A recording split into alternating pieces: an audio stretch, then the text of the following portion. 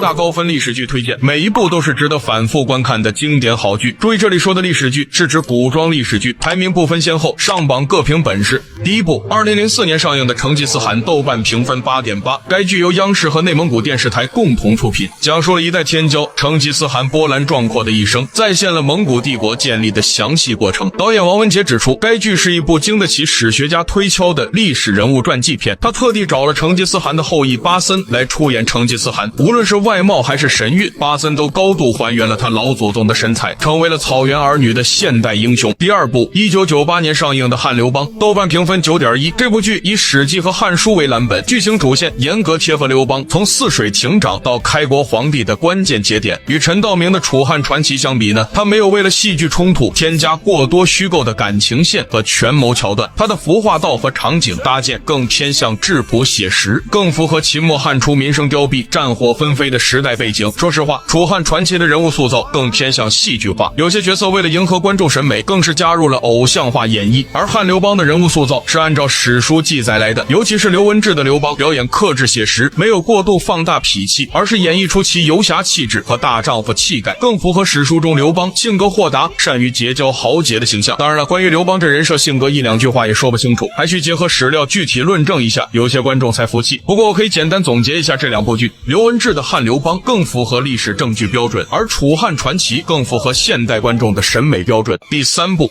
大秦帝国之裂变和大秦帝国之纵横，两部剧的豆瓣评分同为9.3。作为大秦帝国系列最好的两部，它俩的历史氛围很还原战国时代的气息。裂变聚焦秦孝公与商鞅的变法图强，叙事厚重沉郁，服化道和台词都透着古朴的肃杀感。不过有一缺点是人物塑造偏向理想主义，像商鞅这些角色有些美化。赢渠梁对天明誓，信君如信我，忠我一生，绝不负君。公如青山，我如松柏，奋身虽已，永不相负。纵横围绕纵横捭阖展开来，叙事比较轻松欢快，聚焦于合纵与连横的外交大战，将战国中期列国之间的利益博弈、尔虞我诈展现得淋漓尽致。大争之势，列国伐交频频，强则强，弱则亡。这个系列的优秀演员很多，许环山的秦献公，侯勇的秦孝公，吕中的秦太后，傅大龙的秦惠文王，于恩泰的张仪，李立群的魏惠王，以及未提到的数十位演员，为该系列增添了不少看点。当然，第三部《大秦帝国之崛起》也不错，只是各方面的水平都相对差了点。至于大秦驸马，懂的都懂，我这里不推荐当成历史剧看哈。第四部，1999年上映的《雍正王朝》，豆瓣评分9.4。这部剧和大秦帝国系列一样，都是根据小说改编，美化和艺术加工还是比较多的。不过在二月和小说三部曲里，唯有《雍正王朝》是拍的相对客观的，像《康熙王朝》和《乾隆王朝》拍的不算烂，但不是好剧，而是爽剧，而且美化极其严重，颠覆了历史，可惜了演员们的好演技。而《雍正王朝》这部剧在基本符合历史的前提下，将权谋斗争拍得太精彩了，剧情紧凑，环环相扣，胜负全靠算计和人心，并没有出现明显的主角光环和开挂情节，是当之无愧的下饭神剧和顶尖权谋剧。还有焦晃的康熙帝和唐国强的雍正帝，更是将这部剧抬高到了顶级档次。一部剧里出现两大神级表演的帝王，恐怕也只有下面这部剧能比肩了。第五部，2005年上映的《汉武大帝》，豆瓣评分9.3。这部剧的神级帝王就是焦晃的汉景帝和陈宝国的汉武帝，同样是一个父亲短暂出场，然后是儿子接替挑起大梁，但他们都将各自的帝王演活了。不得不说，这三位演员演帝王还是太权威了。这部剧与《雍正王朝》比较，历史的严谨性就强多了，因为该剧是根据司马迁的《史记》和班固的《汉书》改编，整部剧以大气为基调，从气势到细节都无愧于汉武大帝的剧名。我汉室70年来对匈奴屡战屡败，以致士气蹉跎，国威沦丧。这种局面从今以后必须彻底扭转。朕此战就是要明明白白地告诉世人跟匈奴人，从此以后攻守一行了，寇可往，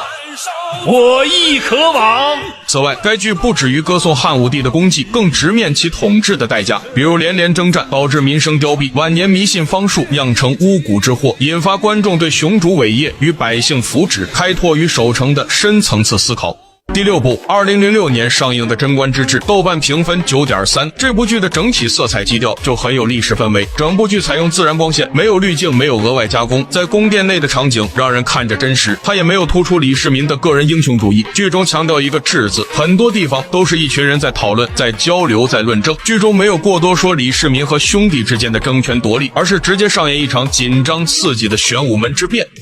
今天只有一个太子，我要解一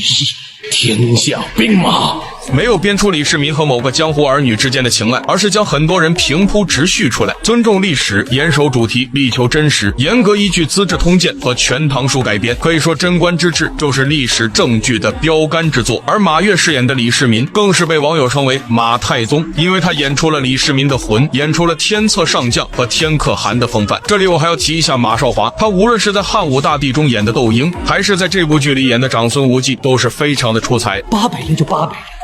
800人先下手为强。而他在下一部剧里演的人物更是封神级别。第7部，2003年上映的《走向共和》，豆瓣评分9.6。这部剧因为是个禁播剧，我也不便细讲，我只能说这部剧的导演也是《大明王朝1566》的导演。这部剧里吕中的慈禧、马少华的孙中山、孙淳的袁世凯，那都是迄今为止无法超越的巅峰。第8部，1996年上映的《东周列国春秋篇》，豆瓣评分9.4。这是央视继《三国演义》之后拍摄的又一部神作，沿用了许多《三国演义》原班人马，根据明清小说《东周列国志》改编，讲述了春秋时期主要国家盘根错节的恩怨纷争的故事。整体而言，它还是非常还原历史的。剧中人物个个都是主角，演员们个个演技精湛，就像《三国演义》一样，是值得慢慢品味的美酒佳酿。具体拍摄水平也和《三国演义》差不多，不过后面拍摄的续集战国篇剧情和演员演技就有点拉胯了。第9部《大明王朝1566》，豆瓣评分9.8。这部剧是迄今为止所有影视剧中豆瓣评分最高的一部剧，以嘉靖朝为背景，深度剖析封建王朝运行的底层逻辑，深挖各阶层人士的利益纠葛。它在剧本深度、人物塑造、演员表演、制作水平以及思想价值上全面拉满。它不迎合快餐审美，以严肃的创作态度树立了历史剧的新标杆，其传达出来的深度至今仍是其他历史剧难以企及的高度。颜茂卿，茂卿爷，朕的钱，他们拿200万，朕分100万，还要朕感谢他们吗？陈宝国的嘉靖帝也被很多观众誉为最具深度的帝王角色，演员们演的不怒自威的帝王很多，但道长这种另类独一无二。练得身形似鹤形，千株松下